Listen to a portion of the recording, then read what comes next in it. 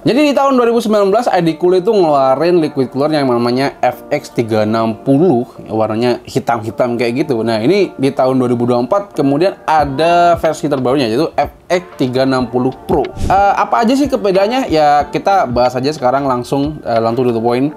Untuk bodinya sendiri itu sebenarnya nggak beda banyak ya. Dari pendahulunya itu di bagian waterblock masih sama desainnya, yaitu ada finishing metal motif gitu di bagian atasnya. Dan juga sleevingnya ini masih tetap sama-sama bagus. Cuman huge upgrade-nya itu di fan atau spesifikasi daripada fan-nya ya.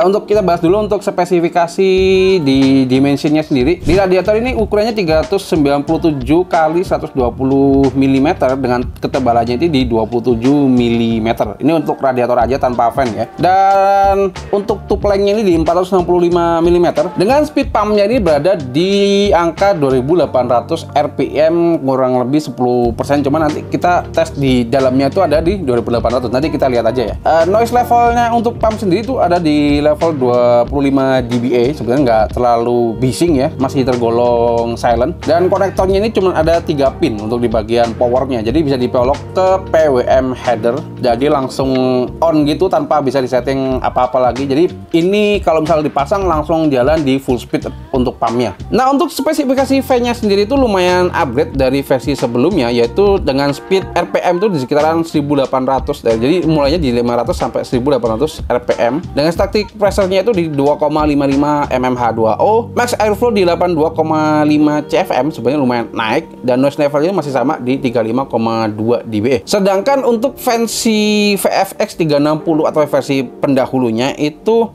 speed fan-nya itu sama, dia ada di level 1800 RPM. Max airflow-nya cuman ada di 76,16 CFM. Jadi di versi terbaru ini lumayan naik, ada sekitaran 7 ya, kurang lebih ada 7 CFM. Dan static pressure-nya itu ada di 2,16. Nah, ini static pressure juga lumayan naik dari 2,16 jadi 2,55. Noise-nya itu masih sama di level 35,2 dBA. Dan kedua fan-nya ini jadi baik di versi terlama maupun versi terbaru masih pakai bearing yang sama, yaitu hydraulic bearing. Sebenarnya agak disayangkan, jadi karena rata-rata liquid cooler ataupun fan-fan sekarang udah mengadopsi yang namanya SFDB. Yaitu nanti kita kalau mau bahas SFDB di pembahasan video yang lain. Jadi SFDB itu intinya lebih secara performa lebih silent ya. Jadi nggak seberapa noise karena ini jadi masih pakai hydraulic. Di top speed maksudnya kalau di 1500 fpm ke atas bakal terasa sangat noise. Jadi mungkin kalau dipakai skema gaming aja sebenarnya nggak terasa rasa bising ya, cuman kalau udah dipakai untuk render 3D itu baru banget rasanya.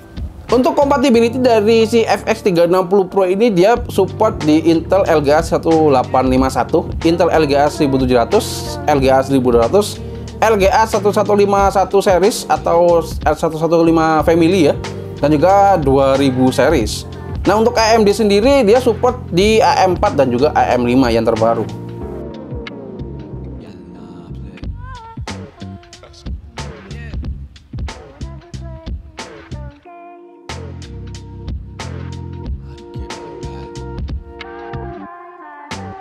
Nah, untuk airflow-nya sendiri ini mungkin karena kita bahasnya juga liquid cooler, jadi kita jelasin dulu untuk airflow-nya ini lumayan sangat optimal ya. Nah, ini walaupun video build kita tetap ada pengujian di Cinebench R23 dan juga game-game CPU bound maupun GPU bound.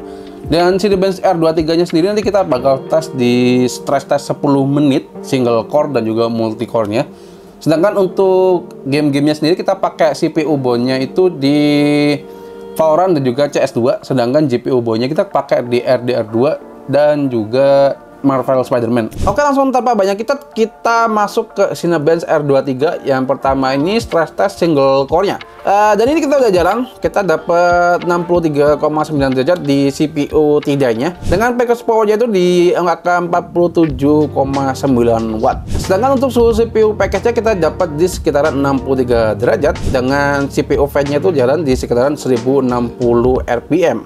Sedangkan untuk multicore kita udah jalan di 10 menit tes throttling, dan ini CPU core clock-nya sendiri udah jalan di angka 4950 MHz atau 4,9 GHz. Dengan suhu rata-rata itu 85,6 CPU T-die-nya. Dan CPU package power jalan di full TDP, yaitu 107 watt. Jadi agak lebih dikit dari TDP asli, jadi 105 watt. Sedangkan untuk CPU V-nya ini jalan di full speed, jadi sekitaran 1800 RPM.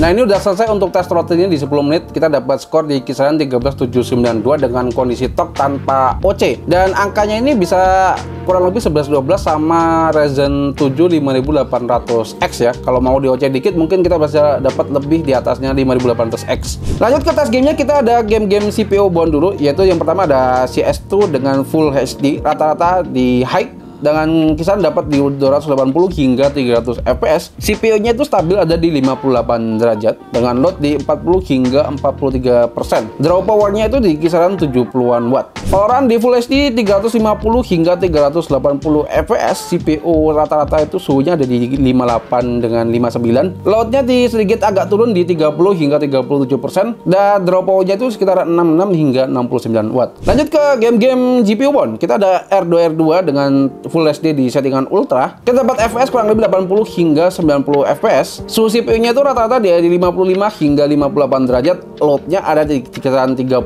hingga 37%. Dengan draw power-nya itu di kisaran 57 hingga 64 watt. Lanjut ke game Spider-Man di Full HD dengan settingan high, kita dapat di 90 hingga 120 fps tanpa DLSS. Dan suhunya ini rata-rata di sekitaran 62 hingga 67 derajat. Memang agak naik ya, karena load CPU-nya sendiri juga naik di sekitar 66 hingga 82%. Draw power-nya ada di kisaran 73 hingga 84 watt.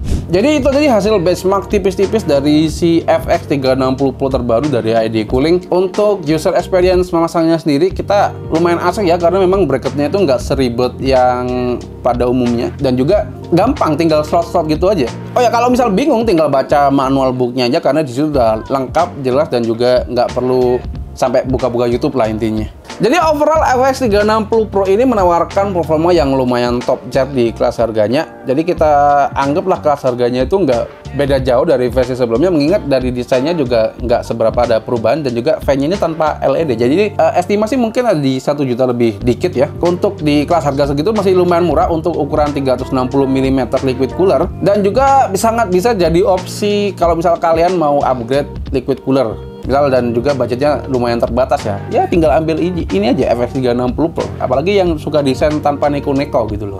Mungkin sedikit itu aja review untuk si ID Cooling FX 360 Pro.